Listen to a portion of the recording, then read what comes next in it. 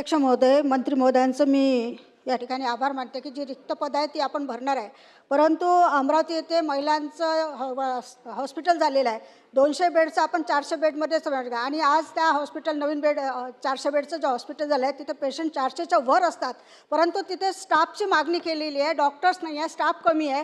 त्याच्यामुळे खूप हे होत आहे. तर म्हणून आपण या ठिकाणी महिला हॉस्पिटल जे आहे डफरीन म्हणून अमरावतीला, त्याची भरतीचा जो नवीन प्रस्ताव आहे त्याला मान्यता केव्हा देणार आणि कधी पदभरती करणार एवढं मंत्री भवनाने सांगा. अध्यक्ष महोदय, सन्मान्य सदस्य सुलभाताई खोडकेंनी जो प्रश्न विचारला आहे, अमरावतीला महिला रुग्णालय, जिल्हा रुग्णालय, सुपर स्पेशालिटी रुग्णालय आणि तिथल्या पेशंटसाठी सातत्यानं आपण काम करताय.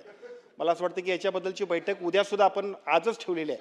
आजच्या बैठकीमध्ये आपल्या सगळ्या सूचना आणि त्याप्रमाणे पदमान्यतेसाठी आता जे असेल तर उपलब्धतेप्रमाणे आपण करू, नसेल तर नवीन प्रस्तावित करू. परंतु जे तिथल्या सगळ्या नागरिकांच्यासाठी आवश्यक असेल त्यासाठी आपल्याकडून प्रयत्न केले जातील.